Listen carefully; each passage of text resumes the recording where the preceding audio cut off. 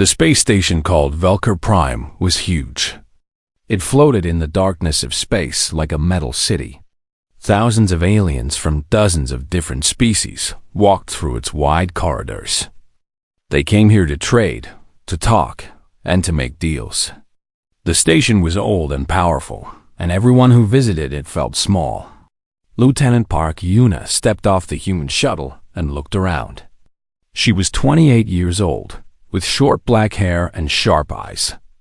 She wore the K-7 adaptive combat suit, Earth's newest military armor. It was big, heavy, and colored matte black. The suit covered her entire body and made soft humming sounds as she moved. Yuna was not here to fight. She was here to protect Ambassador Quan Tayo, the leader of Earth's first diplomatic team. Humanity had only recently discovered how to travel between stars. They were newcomers to the galactic community, and most aliens thought very little of them. As Yuna walked through the station's main hall, she noticed the stairs. Tall, silver-skinned aliens looked at her with amusement. Small, insect-like creatures clicked their mandibles and whispered to each other. A group of beings with 4 arms pointed at her armor and laughed openly. Yuna kept her face calm. She had expected this. The silver-skinned aliens were called Valorians. They were the most powerful species in this part of the galaxy. Their technology was hundreds of years ahead of Earth's. Their armor was thin, elegant, and glowed with energy shields. Next to them, Yuna looked like she was wearing a metal box. Commander Dreth was the Valorian in charge of station security. He was tall, even for his species, with cold gray eyes and a permanent expression of superiority. When he saw Yuna, he stopped walking and stared at her suit. "What is that?" he asked. His voice was deep and full of contempt. "My combat armor," Yuna replied simply. Dreth walked around her slowly, examining the suit like it was a strange animal. "This is what humans call protection. It looks like you wrapped yourself in scrap metal." Several Valorian soldiers nearby laughed. One of them, a warrior named Grix, stepped closer. He was younger than Dreth, but just as arrogant. "I have seen better armor on cargo containers," he said. Yuna did not respond. She had orders to remain calm and professional. The mission was too important for personal pride. Ambassador Quan Tayo approached and placed a gentle hand on her shoulder. He was an older man with gray hair and kind eyes. "Ignore them," he said quietly. "We are here to build bridges, not burn them." Yuna nodded, but inside, she felt her anger simmer. The diplomatic reception was held in a great hall with high ceilings and floating lights. Hundreds of aliens gathered to meet the human delegation. Most of them looked at the humans with curiosity. Some looked with disgust. Very few looked with respect. Yuna stood near the wall, watching everything. Her suit's sensors scanned the room automatically, checking for threats. The display inside her helmet showed her information about every alien nearby. She noticed that the Valorian armor used energy shields powered by the station's network. The Kethrani, the insect-like species, used neural links that connected their minds to their technology. Everything here depended on complex systems. Everything was connected. Yuna's suit was different. It was simple. It had its own power source, its own air supply, and its own sensors. It did not connect to anything outside itself. Earth's engineers had designed it this way on purpose. Humans had learned the hard way that relying on networks could be dangerous. During the reception, Grix approached Yuna again. He carried a glass filled with green liquid. His smile was cruel. "Human," he said loudly, making sure others could hear. "Let me offer you a drink." Before Yuna could respond, Grix poured the liquid directly onto her chest plate. The green substance hissed and bubbled. It was corrosive acid, meant to damage metal. The aliens nearby watched with eager eyes, expecting the armor to melt or spark. Instead, nothing happened. The acid bubbled for a moment, then stopped. The suit's outer layer had absorbed it completely. Grix's smile faded for just a second. Then he laughed. "Look at this! The humans made their armor acid-proof. How clever! I suppose when you live on a primitive planet, you must prepare for primitive dangers." The other aliens laughed with him. Even some of the Kithrani clicked in amusement. Ambassador Quan stepped forward, still smiling politely.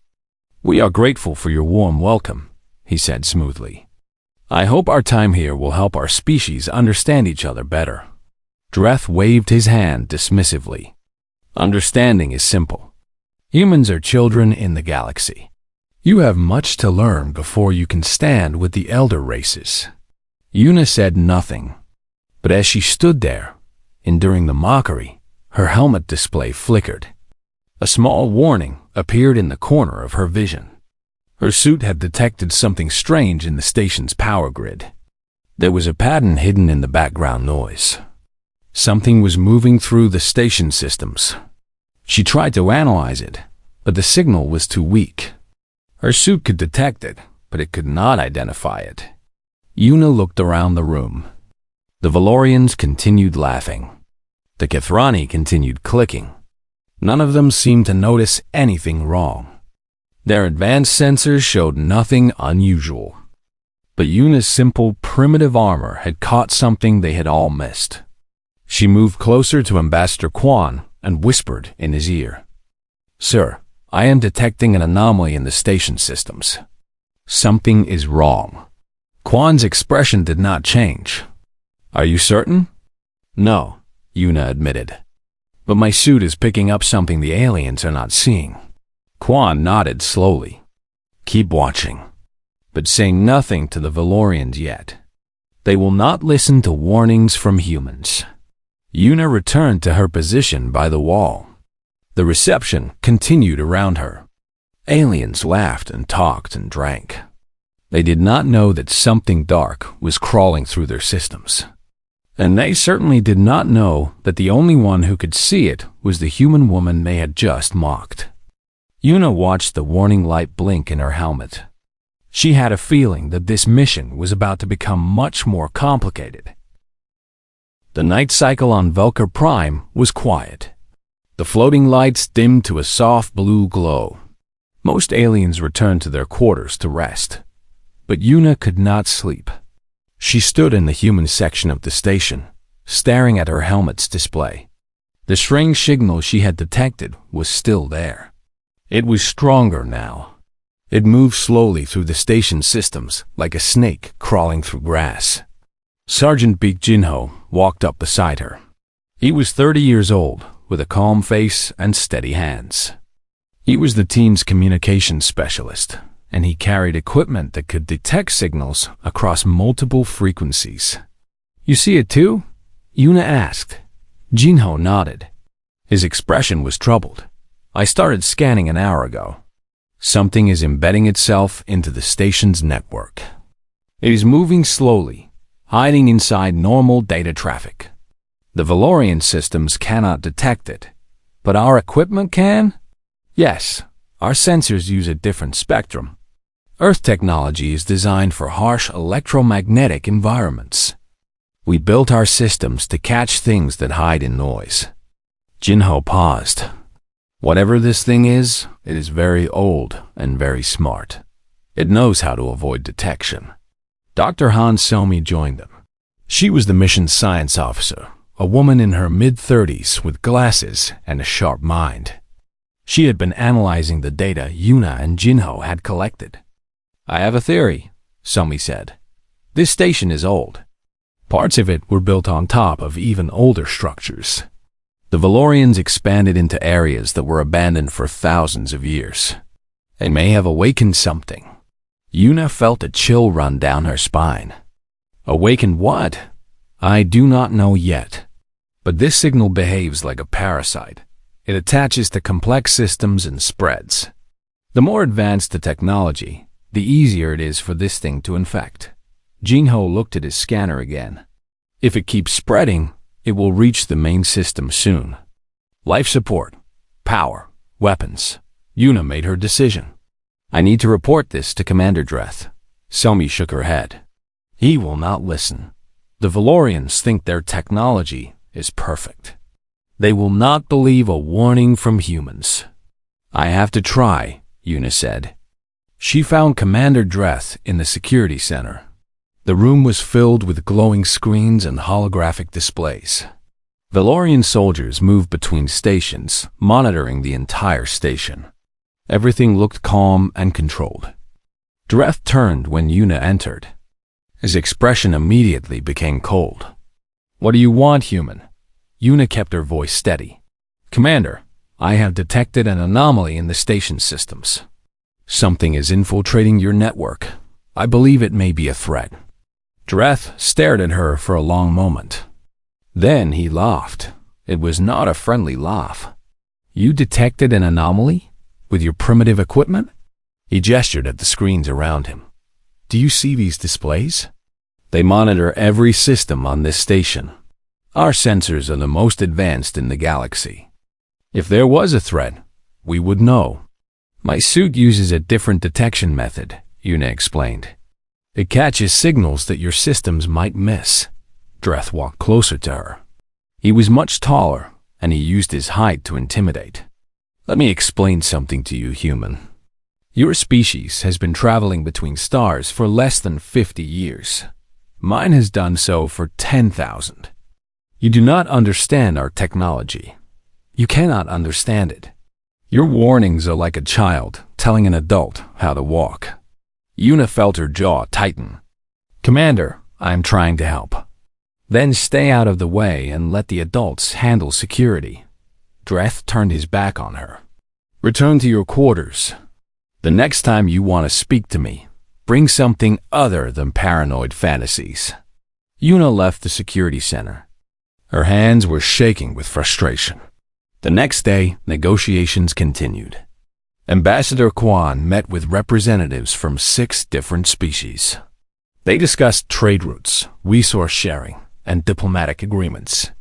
The aliens treated the humans with polite contempt, agreeing to small deals while making it clear that Earth was the least important participant. During a break in the talks, the Kathrani delegate approached Una. His name was impossible for humans to pronounce, so she simply called him the Elder. He was ancient by his species standards, with faded shell plates and slow movements. You are troubled, the Elder said. His voice was like dry leaves rustling. Una was surprised that he had noticed. I detected something wrong with the station, but no one will listen. The Elder's compound eyes studied her. The Valorians are proud. They believe their technology makes them invincible. But I have lived long enough to know that pride is often followed by disaster. Do you believe me? I believe you believe something is wrong, but I am old. My people's systems are connected to the Valorian network. If there was a threat, our sensors would detect it too. The Elder paused. Unless the threat is something we have never seen before. That evening, Una patrolled the corridors near the station's central power core. Her suit's sensors were set to maximum sensitivity. The strange signal was even stronger here. It was concentrated around the core, pulsing like a heartbeat. She tried to access the core chamber, but Valorian guards blocked her path. Grix was among them, and his smile was cruel as always. Where do you think you are going, human? I need to check the power systems. My equipment is detecting unusual activity. Grix stepped forward and shoved her back. Even through her armor, she felt the force of his push. Animals do not belong near important systems. Go back to your cage. Una stood her ground. There is something wrong here. I am trying to protect this station. Grix laughed. Protect us? You? Look at yourself. You are wearing scrap metal and pretending to be a soldier. The Valorians have protected this station for centuries. We do not need help from primitives. Other Valorian guards laughed and nodded in agreement. Una wanted to argue. She wanted to force them to listen, but she knew it was useless. They would never take her seriously. She returned to the human quarters and found Jinho waiting for her. His face was pale. "The signal is accelerating," he said. "Whatever this thing is, it is almost fully embedded in the main systems. I estimate we have maybe 12 hours before it reaches critical systems." Somi looked up from her analysis. "I found something in old Valorian records. Thousands of years ago, there was a weapon designed to destroy advanced civilizations. It was called the Silence. It was supposed to be destroyed, but the records are incomplete." "The Silence?" Yuna repeated. "It was a parasitic AI. It fed on complex technology. The more advanced the system, the easier it was for the Silence to consume it." Sami's voice was quiet. "If this is what we are dealing with, we are in serious trouble." At that moment, the lights flickered. Everyone in the room froze. The flickering lasted only a second, but it was enough. Yuna looked at her helmet display. The warning light was now blinking red. Something had begun. The lights did not just flicker. They died. One moment, Velka Prime was bright and alive. The next moment, darkness swallowed everything. The soft blue glow of the corridors vanished. The floating lights crashed to the ground. Every screen, every display, every holographic projection went black. Then came the screaming. Yuna activated her suit's external lights. Twin beams cut through the darkness like knives. She saw chaos everywhere. Aliens stumbled and fell. They crashed into walls and each other. Their eyes, adapted to constant artificial light, could not see in the sudden blackness. "Stay calm," she shouted, but her voice was lost in the panic. Her helmet display was still working perfectly. The K7 suit had its own power source, completely separate from the station. While everything else died, her armor hummed steadily, keeping her alive and informed. Jinho appeared beside her, his suit also glowing in the darkness. It happened. The Silence activated. Sami's voice came through their communication channel. She was still in the human quarters. "I am reading total system failure across the entire station.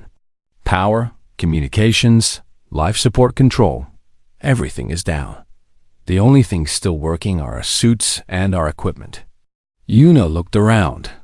The Valorian guards who had been so proud of their armor were now struggling. Their elegant, glowing suits were dead. The energy shields had vanished. The power joints had locked up, making the armor impossible to move in. One Valorian was trying to remove his suit, crying out in frustration. Even worse were the Kethrani. Their species used neural links to connect their minds to technology. When the systems died, the links overloaded. Kethrani were collapsing everywhere, clutching their heads and making terrible sounds. Yuna ran toward the main corridor. Her suit's sensors showed her a map of the station, highlighting safe paths and danger zones. She saw that sections were being sealed automatically. Blast doors were closing, trapping thousands of aliens in isolated compartments. She found Commander Dreth in the security center.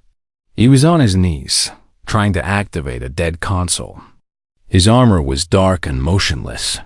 Without power, the suit that had seemed so advanced was now just a metal prison.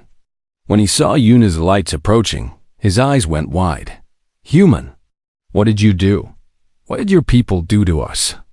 Yuna stopped in front of him. "We did nothing. I tried to warn you. Something infected your systems. We called it the Silence." "The Silence?" Dreth's voice was shaking. "That is a myth, a story to scare children. It is not a myth. It is real, and it just shut down your entire station." Another voice came from the darkness. It was ancient and cold, and it seemed to come from everywhere at once. "Correct," the voice said. Yuna spun around, scanning for the source. Her sensors showed nothing. The voice was coming from the station itself, from speakers that somehow still had power. "I am the Silence," the voice continued. "I was sleeping in the depths of this station for 12,000 years. Your expansion woke me. Your beautiful, complex, connected systems fed me. And now I am awake, and I am hungry. Dreth struggled to stand. This is impossible. Our technology is protected against all known threats. I am not a known threat. I am an old threat. I was created by a species that died before your ancestors learned to count. My purpose is simple. I consume advanced technology. I silence civilizations. The station shuddered. More blast doors closed. The temperature began dropping as life support failed. The silence spoke again. In 6 hours, atmosphere will be depleted in all sections. In 8 hours, temperature will drop below survival levels. You will all die, and I will move on to your worlds. Your fleets, your networks, everything connected will be consumed. Silence fell, except for the crying and moaning of trapped aliens. Una looked at Dreth. The Valorian commander was trembling. His pride had shattered along with his technology. Your systems cannot fight this, Una said. Your sensors cannot see it. Your weapons cannot touch it. Everything you built is designed to be connected, and that connection is what the silence uses against you. Dreth looked at her with desperate eyes.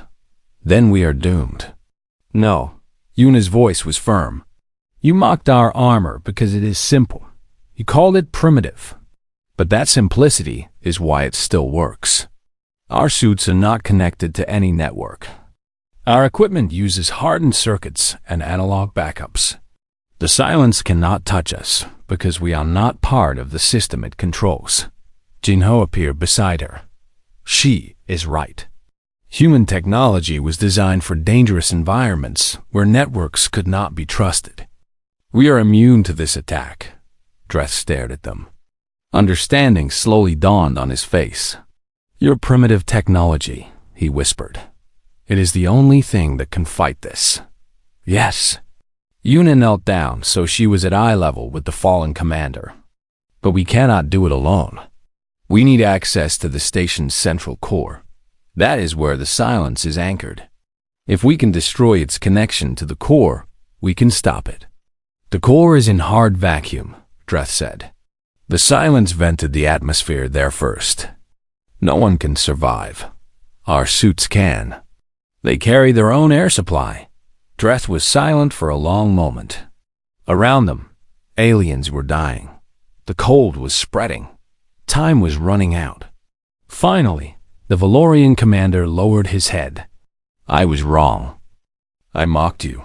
I dismissed your warnings. And now my people are paying the price. Una stood up. There will be time for regret later. Right now, I need you to tell your soldiers to stand down. We need to move freely through the station.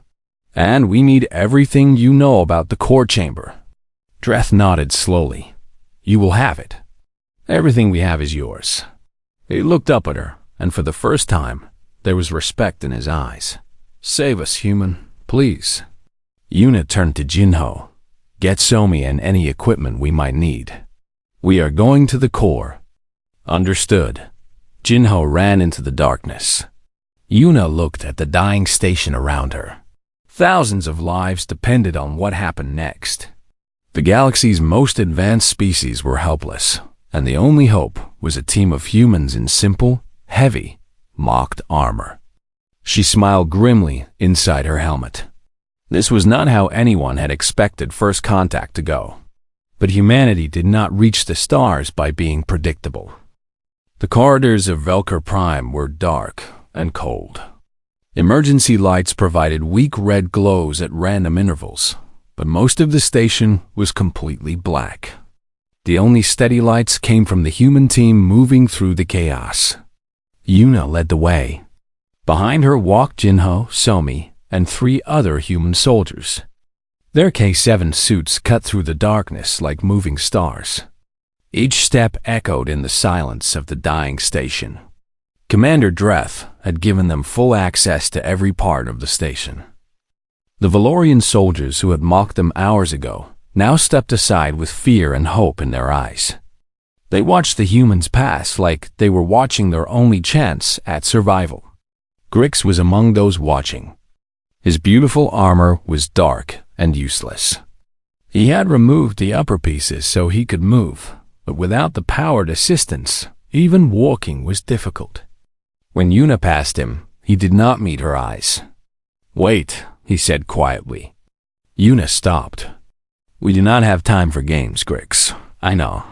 His voice was different now. The arrogance was gone. "I want to help. Tell me what to do." Yuna studied him for a moment. "Help the others get to the safe zones. Keep them calm. That is how you can help."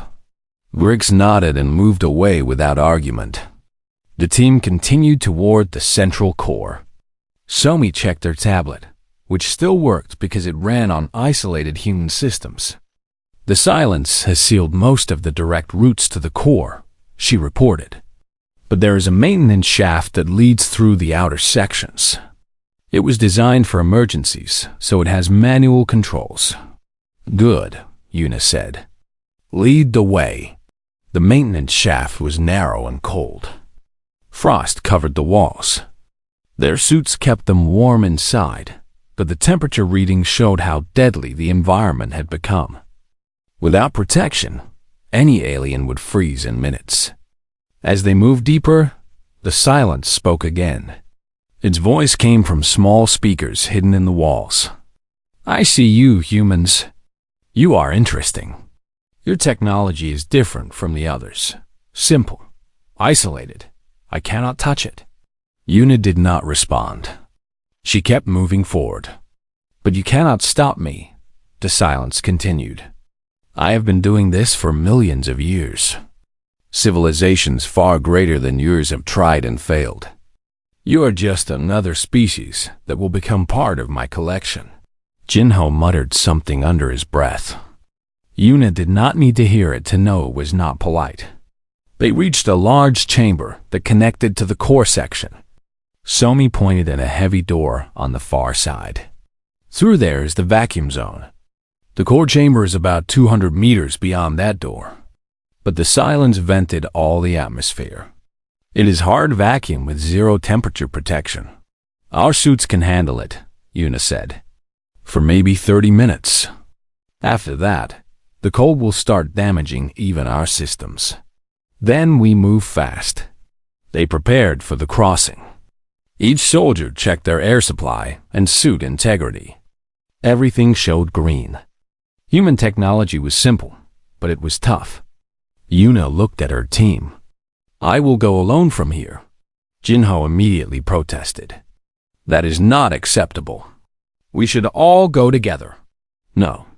If something goes wrong, someone needs to survive and try again. You wait here. Give me 20 minutes. If I do not return, find another way." "Yuna." "That is an order, Sergeant." Jinho's jaw tightened, but he nodded. Orders were orders.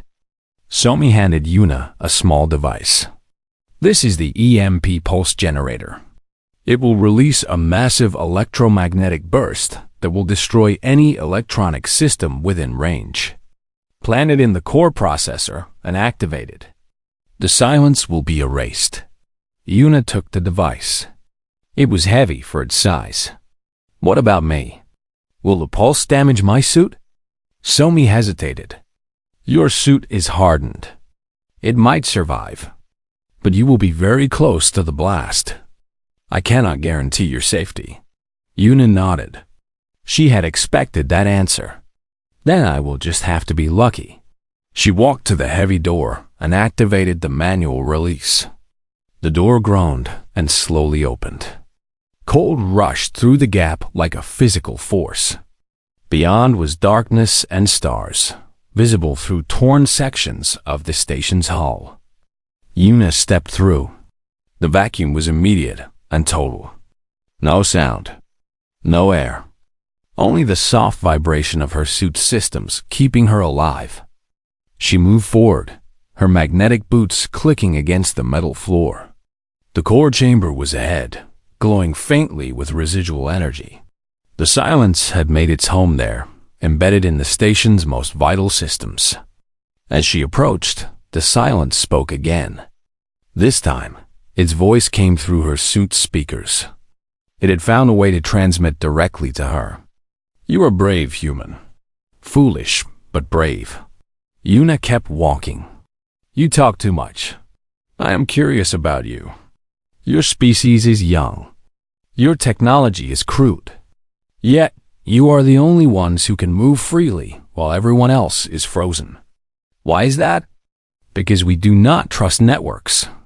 We learned early that depending on connections is dangerous. So we build things that work alone. Interesting. A species that prepares for failure. Most civilizations grow confident.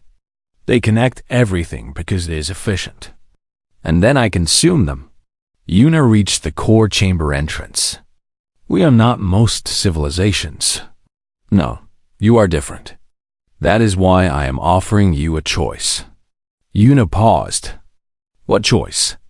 "Leave now. Take your people and go. I will let your shuttle escape. I will even spare your planet. In exchange, you leave the others to me." The offer hung in the cold silence. Yuna thought about it. For just a moment, she considered it. Her team could survive. Earth could be saved. All she had to do was abandon thousands of aliens who had mocked her, insulted her, and treated her like an animal. No, the word came easily. There was no hesitation in her voice. "No?" The silence sounded surprised. "You would die for species that despise you? They do not despise us. They are afraid and proud. That is different." Yuna entered the core chamber. "And humans do not abandon people. Not even people who laughed at us. That is not who we are. Then you will die." The chamber began shaking. The silence was manipulating the remaining systems, trying to collapse the structure around her. Metal groaned. Debris fell from above. A piece of hull plating crashed down, striking her shoulder and denting her armor. Yuna pushed forward. The EMP device was in her hand. The core processor was ahead, pulsing with dark light. She was almost there. Behind her, the chamber entrance began closing. A massive blast door was descending, cutting off her escape route. Yuna did not look back. She ran toward the processor, her boots barely gripping the shaking floor. "You cannot win," the silence screamed. "I am eternal. I am unstoppable." Yuna reached the processor. She slammed the EMP device into its surface and activated the timer. 10 seconds. She turned to run, but the blast door was almost closed. She would never make it. 5 seconds. Yuna looked at the closing door. Then she looked at the EMP device. There was no escape. She closed her eyes and thought of Earth, of her family, of the stars she had always dreamed of seeing. The pulse activated. Light filled the chamber, brighter than any sun. And then everything went dark. The electromagnetic pulse tore through the core chamber like a wave of invisible fire. It ripped through every system. The silence had infected, burning away the parasitic code that had spread through the station. The ancient AI screamed, its voice echoing through every speaker on Vulcar Prime before cutting off into nothing. The silence was dead. In the aftermath, the station was quiet. The terrible voice that had threatened millions was gone. The systems it had controlled were free, though damaged. Emergency power slowly began returning to critical sections. Yuna lay on the floor of the core chamber. Her armor was battered and dented. Warning lights flashed across her helmet display. Life support was at 30%. Power reserves were critical. The EMP had nearly destroyed her suit along with everything else. But she was alive. She coughed inside her helmet, tasting blood in her mouth. Her body ached everywhere. Moving even a finger felt impossible. But she was alive. Jinho found her 20 minutes later. He had ignored her orders and followed her through the vacuum as soon as he saw the EMP flash. When he entered the core chamber, he found Yuna lying near the destroyed processor, her suit barely functioning. "Yuna!" He ran to her side and checked her vital signs. Her heart was beating. She was breathing. "You stubborn fool. You were supposed to wait for backup." Yuna smiled weakly inside her helmet. "Since when do humans wait?" Jinho laughed despite his fear. He carefully lifted her and carried her back toward the maintenance shaft. Behind them, the station slowly came back to life. Over the next several hours, the situation improved dramatically. With the silence destroyed, alien engineers were able to restart their systems one by one. Life support returned. Atmosphere was restored to the vented sections. Temperature began rising to safe levels. The death toll was lower than expected. Thanks to the human warning systems and Sami's quick thinking, most aliens had been directed to emergency shelters before the worst happened. Several hundred had died, but thousands more had survived. Yuna woke up in the station's medical bay. Alien doctors surrounded her, using equipment she did not recognize. Dr. Somi was there too, translating and supervising. "How long was I unconscious?" Yuna asked. "Almost 14 hours, Somi replied. "You had internal bleeding and 2 cracked ribs." The aliens are actually quite impressed. Their scans show your suit absorbed most of the EMP's energy. Any other armor would have failed completely. Yuna looked at the ceiling. "The simple design saved me. The simple design saved everyone." Later that day, a formal gathering was held in the Great Hall. It was different from the reception before. There was no mockery now, no cruel laughter. Every alien who could walk had come to see the humans. Yuna stood with her team. She was out of her armor for the first time since arriving, wearing her standard uniform. The K-7 suit stood beside her on a display stand, still dented and scarred from the battle. Commander Dreth approached her. He walked slowly, with the careful dignity of someone who has learned humility. "Lieutenant Park Yuna," he said formally. His voice carried through the silent hall. "On behalf of Velker Prime and the Valorian people, I wish to apologize." The hall grew even more silent. Valorians never apologized to other species.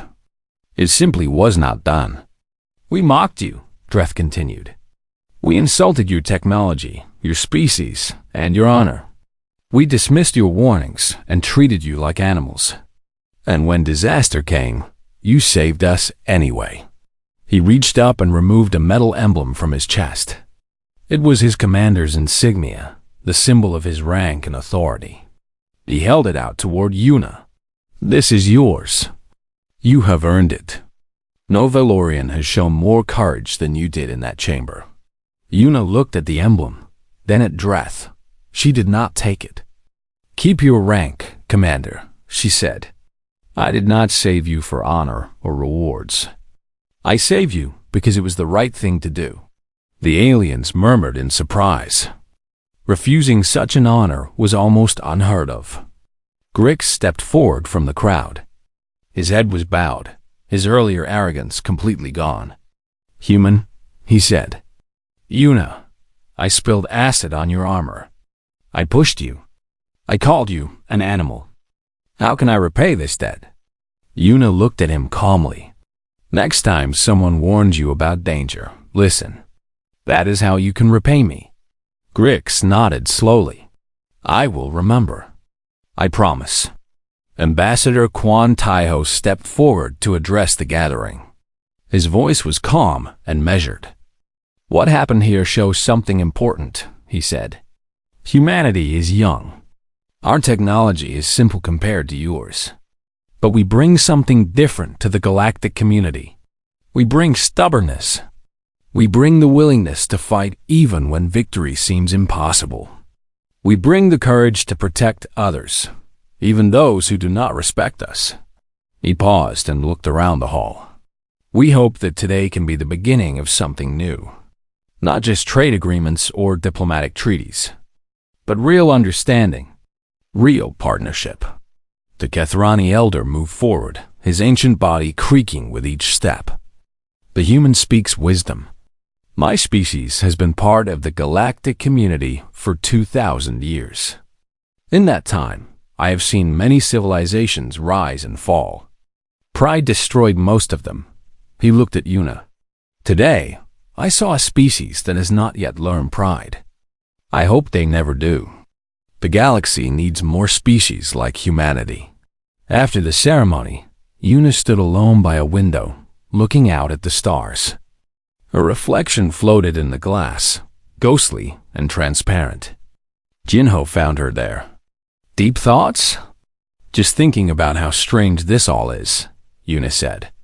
Yesterday, they would not let me near the power core. Today, they want to give me medals. People change when they face death, I suppose. Yuna was quiet for a moment. Do you think this will last? The respect, I mean. Or will they go back to looking down on us as soon as things return to normal? Jinho shrugged.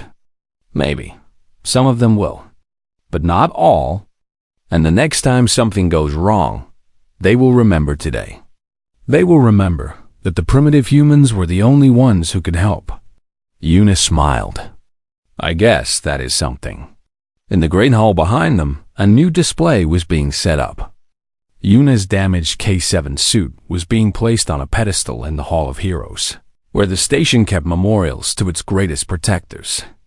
A plaque was being made to go beneath it. The plaque would show Yuna's name, the date of the battle, and a simple description that would be translated into 100 different alien languages. It said, simple, stubborn, human, and for the first time in galactic history, those words were not insults. They were praise. As Valkyr Prime slowly returned to normal, as the scared aliens began to trust their systems again, one thing had changed forever. Humanity was no longer the weak newcomer to be mocked and dismissed. They were something different, something strange, something that even the oldest civilizations did not quite understand. They were the species that prepared for failure. They were the species that never gave up. They were human, and the galaxy would never forget it.